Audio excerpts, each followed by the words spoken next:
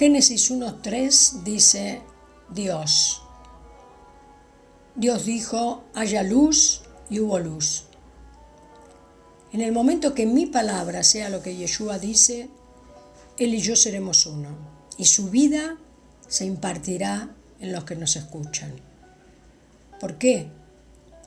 Juan 1:10 dice, aquel que es la palabra, Jesús, estaba en el mundo y Dios había hecho el mundo por medio de él. La palabra de Dios es Jesús, por lo cual es el mismo. El ministerio de Jesús es la ejecución de Dios, lo más activo de él: verbo, palabra, camino, puerta, luz. Sin embargo, haría falta lo más importante de su encarnación para que su mayor poder fuera liberado.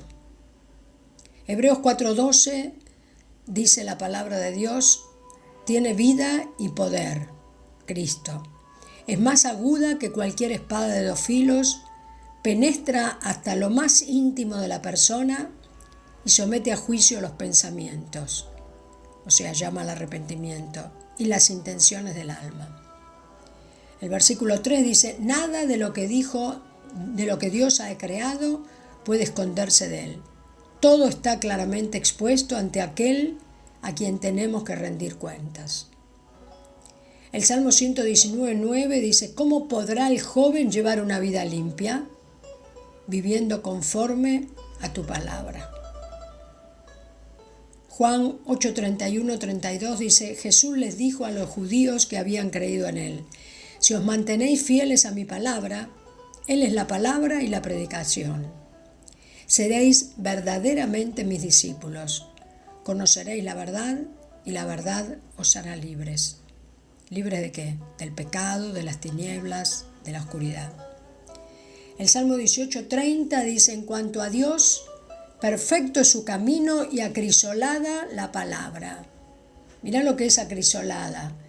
Es una virtud, una cualidad que se perfecciona y depura al ser puesto a prueba o sufrir padecimiento. O sea que acá está diciendo que acrisolada es su palabra. ¿Quién es la palabra? Cristo. ¿Y qué quiere decir acrisolada? Que se perfecciona y se pone a prueba a través del sufrimiento. Tremendo, ¿no?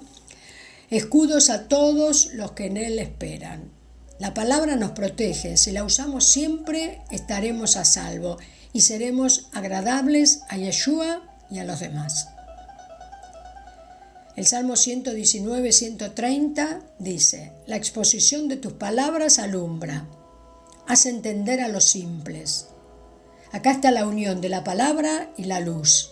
La palabra alumbra, o sea que la palabra da a luz. Cuando la decimos, todo cambia, nada queda igual. ¿Tenemos en verdad esta certeza cuando alargamos una palabra de Yeshua? Creo que no.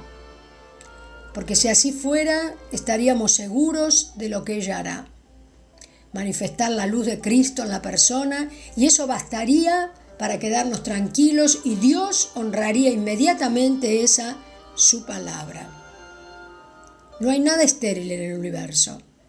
Isaías 55:10-11 dice, como la lluvia y la nieve bajan del cielo y no vuelven allá, sino que empapan la tierra, la fecundan y la hacen germinar y producen la semilla para sembrar y el pan para comer.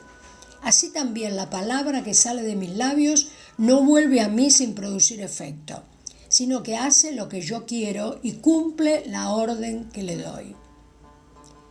Debemos saber entonces que la palabra tiene esta propiedad dada por Yeshua, siempre produce un efecto.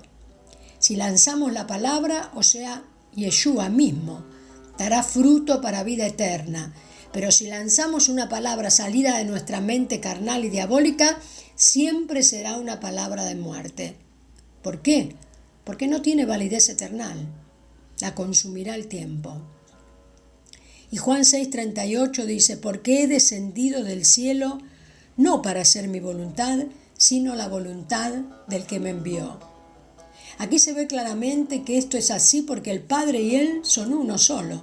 Entonces, como Dios es la coherencia, la certeza, la pura determinación, la confianza, y Cristo su voz, es imposible que Dios encarnado, Yeshua, haga otra cosa que lo que el Padre dice que haga.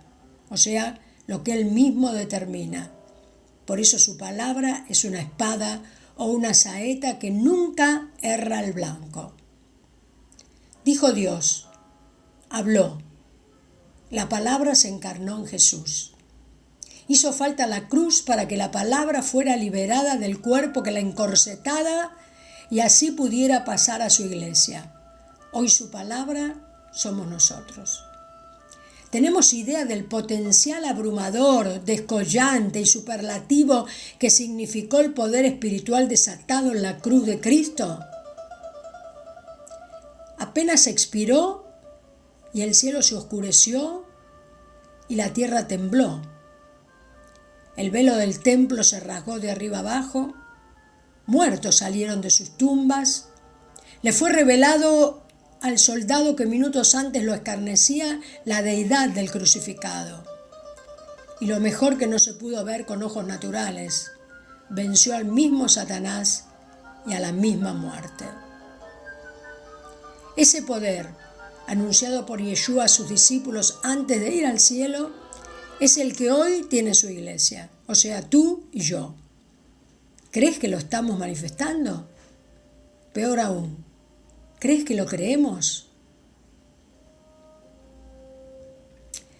Por eso decía antes de estos versículos que nada estéril hay en el universo creado, por lo cual debemos ser muy cuidadosos de nuestras palabras y acciones porque éstas fecundan para vida o para muerte.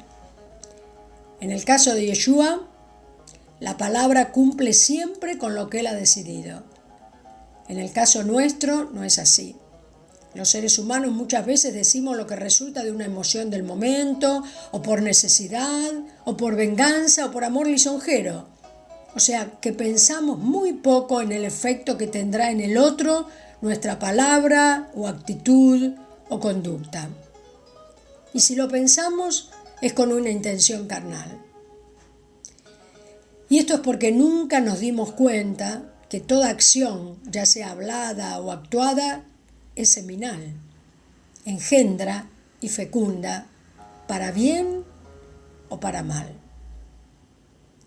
Creo que a partir de esto, muchos de nosotros permaneceremos más callados que hablando. Y cuando lo hagamos, será aquello que haga crecer en el otro la semilla de Cristo. Que así sea.